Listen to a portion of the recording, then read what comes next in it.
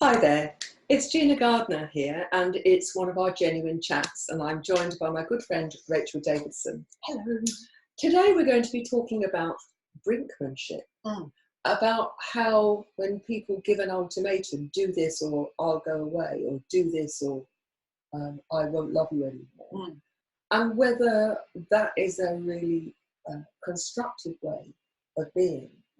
I want to explore, firstly, what do we mean by brinkmanship? What do we mean by, creating an ultimatum? Because there are times, for example, setting boundaries, telling your children, tidy your bedroom, or you go to bed early. That's an ultimatum. Yes. But it seems to have, be constructive and sensible, and that you're trying to teach your child to have responsibility. So I think if you are sitting on the outside of somebody and seeing them do an ultimatum, a strong statement of this will happen, and if it doesn't, then ... then I think, generally speaking, most people would say, oh, that's a strong way of being. And they would think of it in that sort of positive stance.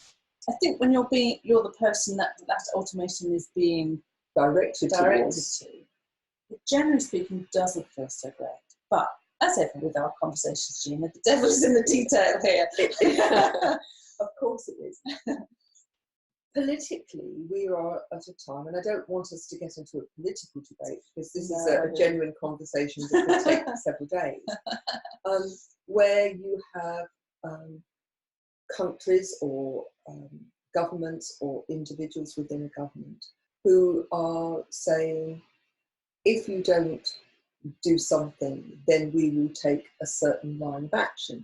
So whether it is, if you don't withdraw your troops, we will attack you, or whether it's, if we can't come up with a deal, we are going to leave the European Union. We've got lots of ultimatums going on with Iran at the moment, haven't we?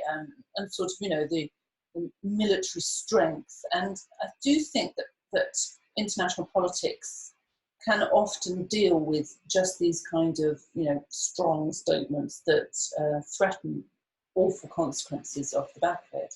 And I wonder how much that sort of, visibility of, if it's going on at international politics level, trickles down into our personal consciousness, and we begin to act like that in our personal lives. Well, I suspect that it's always been part of what goes on. Yeah. And I think, the part that I think would be interesting to explore is, when people say, if you don't do as I ask you, it demonstrates you don't love me. Yes. If you love me, you would go and get me a drink. If you loved me, you wouldn't go on holiday on your own. If you loved me, you wouldn't do whatever. And I think that can be really destructive in terms of a relationship. I'm reminded of, if I think about clients, what do you do when people say, if you leave me, I'll kill myself? That's a tough one. That is the ultimate ultimatum. It is, but it's one that I've heard has been used a lot by certain people. Now, then I think what happens is that the relationship begins to change, and people don't stay because it's right thing for them to do. They stay because they're fearful of the feelings of guilt that they would get. Yes. If that person follows through their ultimatum. Yes. But, that's an extreme case. But there are relationships where it's happening on a micro level the whole time.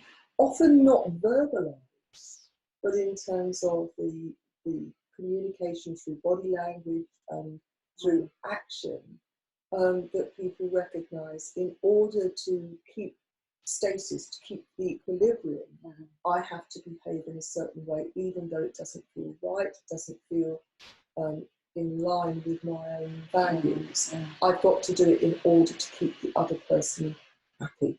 So I'm interested with regard to those clients then, without giving away any confidence, what you actually said to somebody who's saying, my partner is basically threatened to kill themselves if I leave, but I'm so unhappy in this relationship, whatever. how you advise them? Did they go ahead and leave those people, or are they still with them? They left that person, but not immediately. No. And I think that part of the work that we did was to give them some tools to work with their partner, but also that they reached out for external help for that person, who could then support them through. Because it's a genuine suicide threat. Well, that's the challenge, isn't it? Because how do you know whether it's genuine or whether it's posturing? Just an ultimatum. And when you're talking about something that's so extreme as that, then you inevitably take a risk that if you do withdraw, that they will take action.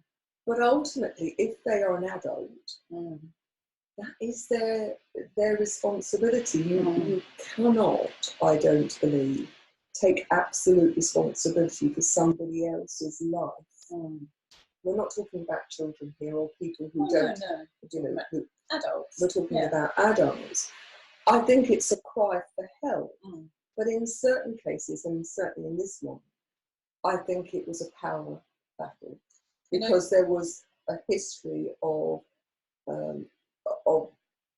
the ultimatums were smaller, and then they got bigger and bigger and bigger. Yes, as the client started to put in place boundaries, expectations, that the other person didn't want to engage in. And that's what it is. It's a power struggle, isn't it? It is absolutely. The example you've given reminds me of a story that I was told. I didn't hear it direct, from Ross Heaven, who was one of the leading lights in shamanism. And he had a client who came to one of his weekly, I was going to say workshops, but that's the wrong word for what he did. But anyway, gatherings, intensive courses. Yes. And this chap had declared that he had tried to kill himself a number of times, like 5. And it was such a brilliant response that Ross did, and very, very dangerous. Most people, when they hear what Ross said, would be like, oh, because what he said to this bloke is, "You're not very good at it then. What can we do to make you better at your goal?" Which is exactly the same response I heard with Tony Robbins when he was working with a young person, in exactly the same way. Yeah. If somebody's tried to commit suicide, 6 or 7 times, there's something very different going on. Yeah, because the ultimatum is being given. Just stop and say we are not encouraging people to take their own lives at all. Take control of them. Yes, but not in that way. So it's like an ultimatum, isn't it? I will kill myself. Yes. Yeah. And lots of reasons why, and lots of Lego bricks of emotion all building up to that point. But it's like the ultimate ultimatum. I will kill myself. And then the response is such a call my bluff. Yes. It's such a call out of, are you really wanting to do that, or are you actually asking for something else? Yes. And it's such a counterintuitive, because most people, when faced with the ultimatum, I will kill myself, will try to sympathise, try to be soft, try to run around and accommodate and all this. Whereas Ross and Tony, 2 very strong and very experienced, that they could then follow that up. They didn't just leave people exposed and hanging. No. But let's take it into a different scenario. Okay. In a relationship, I often work with individuals and also couples where one partner is trying to impose their way of being onto the other. Yeah. If you love me, you'll do what I want. If you love me, you wouldn't disagree with me. If you love me, you will be my slave, my doormat.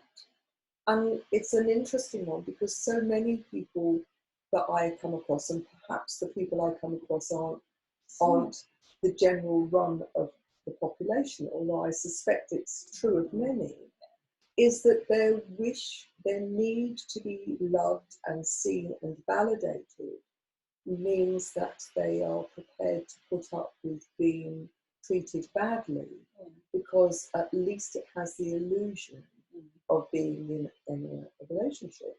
And I was talking to somebody earlier this week, and they'd been seeing a counsellor who talked to them about the difference between making a compromise and compromising your values. So we've used this word before in previous chats, so sacrifice. When it becomes like corporal, that you're giving yourself away. And again, we've always talked about the devil's in the detail. We're not talking about on the occasion not doing something you don't want to do in order to please your partner.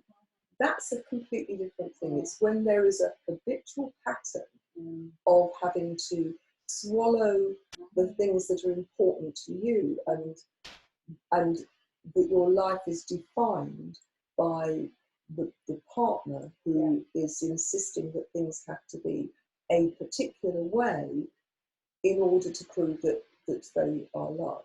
And one of the things that I would say to any individual or to couple is, it's look for an interdependent relationship, not a dependent relationship. Look for a relationship where there's a win-win. And lots of people are so set on being right and it having to be my way. But that says much more about their sense of self-worth and their confidence and so on.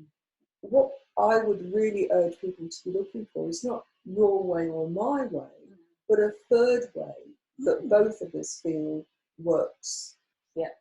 And that neither of us feel that we've had to give up our sense of self in order to achieve it. Yes, because Khalil Gibran in The Prophet talks about marriage as, the open cedar, I think it is, if I remember it rightly. That they stand separately, but within, communion with one another.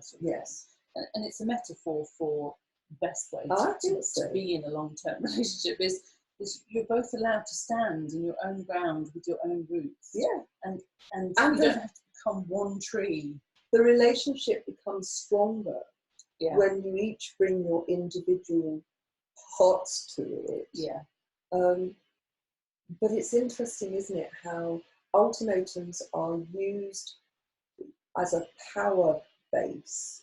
They're used in families, they're used in work. And we were talking earlier, weren't we, about there's a huge difference between a boss making a directive, this is what needs to happen, as opposed to creating an ultimatum. This is going to happen because I want to feel that I'm in control. If it's done just because you want to see how somebody reacts, or some kind of proof of fill in the gap. How high did they jump? Have I got power over them? Are they my servant in this regard? Then it's ridiculous. It's a very destructive behaviour to do. If it's done because there is a key commercial imperative or safety imperative or some kind of productivity imperative, and you can say to your team, we need to do this by then, otherwise this happens. And understanding the why is incredibly important. Getting the boss, the person in authority, to be able to get ownership from those people who they are directing, because they too recognise the imperative.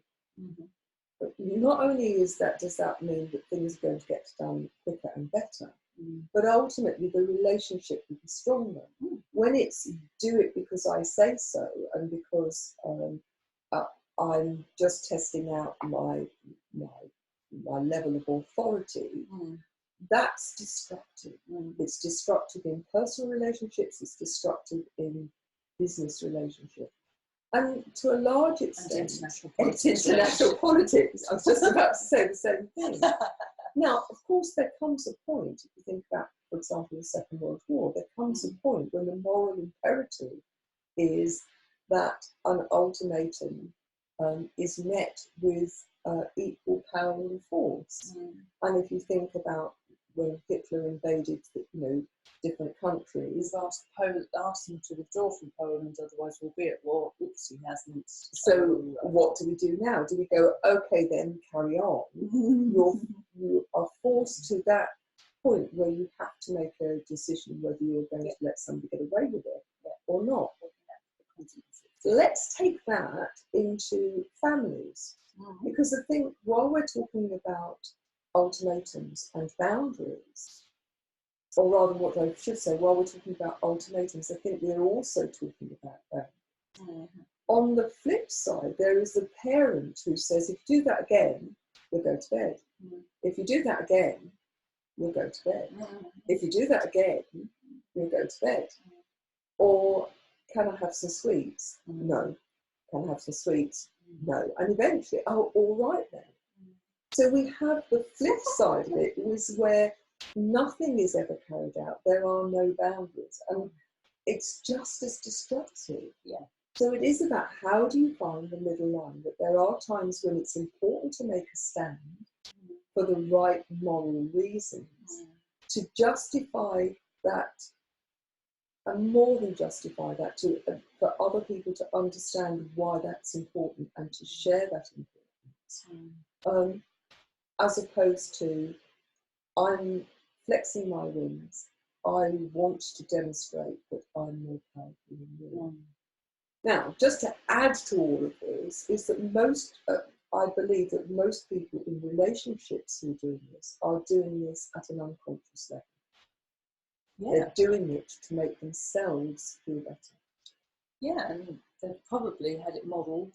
That's probably how their mum and dad lived their relationships, maybe, and or family members, and of course, to some extent, or to a large extent, it's successful in that when people do something that you want, it makes you feel good in the moment. Yeah. But if you have poor self-worth, and I think within a relationship, the power struggle that comes from ultimatums, brinkmanship, is based on, I feel poor about myself. The only way I feel good about myself is if I know I'm absolutely in the right and everybody else isn't.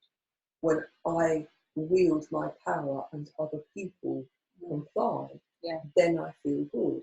But just like, taking drugs or drinking alcohol, I think the problem is that you end up needing more demonstration that you have power, that you have worth. And so the whole thing grows and escalates. Yes. And, the ante gets raised more and more. And certainly, if you're that kind of autocratic, giving out ultimatums type of leader in whatever circumstance, personal or business life, what you engender is a mass of population that you are oppressing. You engender feelings of frustration and resentment, dislike, anger, revolution, and those feelings don't tend to just sort of stay put. No. Some relationships manage the discontent, like the that. Unhappiness tends to grow. Yes. As I think that your deepest soul level. Yes. You have a sense that this isn't right. Yes. And that discontent, dis-ease, then becomes a physical or a mental disease. Yes. If you're consistently living in an environment where there is a toxic power struggle going on, then inevitably people will, their sense of well-being at the very least will deteriorate, and people will be very unhappy. And I think it's one of the reasons why so many people are unhappy, is that they feel stuck in circumstances or a relationship where the power balance is out of whack. They feel they have no power. Now that may not come because the other person is, offering ultimatums. That may come from the fact that the person themselves has a poor sense of self-worth and believes they have no value in and of themselves. Yeah. So it is very complex, and I think it's one of those things where in these chats we attempt to unpick some of the the big bowl of spaghetti, we're looking at one strand today, but it's very rarely just one strand. There's always lots of other strands going on. But if we have to be headline about it, and if you said to me, do you think ultimatums are good in a relationship? And I had to answer yes, no to that. My answer would be, no, I don't think they're... Oh, I've added more words. No, I do not think they're good in relationships. And I would agree with you. I think there is always a different way of approaching this. I think a lot of this could be avoided in relationships if at the start of any relationship, whether that's professional or personal, that there was a sharing of what people's core values were. Because in a professional context, if you understood what the core values were and they were out of alignment with your own, the chances are, unless you were desperate, you couldn't take a job. Within a relationship, if your core values are that so far out of whack, then it's a relationship that I would suggest is probably best not gone into and invested in any great form. But so often, at the start of a relationship, the chemicals are going and people are not being wholly honestly themselves. And they mistakenly think that this sort of conjoined oak cedar, to go back to the prophet, is some kind of thing of beauty, when in actual fact it's a horrific mess. Well, it's against nature, isn't it? You don't... Two species of tree don't actually conjoin, do they? No. They work in sympathy and empathy and sympathetically, in the sense of that, that they enhance the environment and they can enhance transformation and all of those things one with another. But it's a complete travesty of nature, isn't it, to expect those two to be one. Now, can you imagine an oak tree giving a cedar tree an ultimatum? No. It's such a brilliant metaphor that he's used there for marriage, and how interdependency is a beautiful thing. And I think that when people recognise that interdependency allows you to stand in your power, in your magnificence, but it doesn't detract from the other person. In fact, it demands the best of both, rather than, in order for me to feel strong and alive, I have to make you my lesser, my less power, less of anything. And people who truly love one another, it is my belief that people who truly love one another want the best for them. And the best is having a mind of their own, being able to have independent thought, doing things independently, and then bring back the richness of that within the relationship. So many people think, I want somebody to rescue me, I want somebody to look after me. Then they get into a relationship, and what they find is that the other person, who in all honesty has gone into that relationship, and all of the signs being, you want me to look after you, we want you to manage you. Well, they found you attractive. And then they control. Yeah, because they found you attractive, because what they really want is they want to feed their sense of low self-esteem with the sense of power that they can control someone. So it looks like a good fit, but of course in reality what you get is this freak of nature type of... Yes, and that's extreme language. And I think that's where some people would...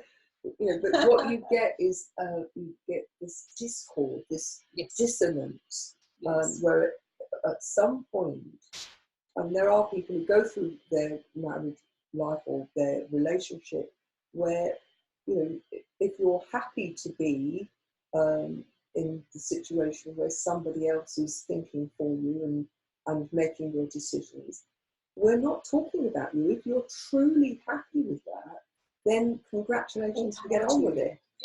But many people find that it starts to be uncomfortable, and it becomes more and more uncomfortable. And they start to recognise that it's not helpful and want something different. Then the challenge is, how do I get out of that relationship? How do I, or change the dynamics of the relationship? And the work that I do with couples is about getting people to recognise first and foremost what's going on, work on individually their self-worth, and then create a shared understanding of what their values are and how they can demonstrate those values are being met one to another. And people can move on from that situation if, and only if, both people are prepared to take ownership for their own behaviours and want to change. So in summary, ultimatums do not make for a happy relationship. No, they don't. And I would say, if you're in a situation where you are in a relationship where you feel that the only way you can manage that relationship is to bury your feelings, is to subdue who you really are, then perhaps it's time to get some help. Perhaps it's time to look at doing things differently. But being happy is a state of mind. I believe being happy is a choice. You don't have to be happy about a situation to actually be happy. You know, those of you that are listening, if you haven't taken the 7-day happiness challenge, go to the website genuinely-you.com. That's genuinely-you.com, and you'll find the happiness challenge available to you either as a free series, or there is a book that you can buy that outlines strategies to be happy. Either way, I'm recognising that, you know, you only have this life, so far as we know. It makes sense to make the best of it. Totally. I mean, you know, if you are in a relationship where you feel that that relationship is keeping you playing small, it's time to do something about it. So thanks very much for joining us. On the website you'll find both our books. At The Point of Me is Rachel's first book, and she's just about to publish The Truth of Her. I've read it, it's a brilliant book. You'll find my books on there, and you can get a free digital download of Thriving Not Surviving, the 5 Secret Pathways of Happiness, Success and Fulfillment. That's on the website, but also all our books are available on Amazon and all the bookshops. So thank you very much for joining us, and we look forward to seeing you in the next genuine conversation, the next genuine chat. Take care. Bye-bye now.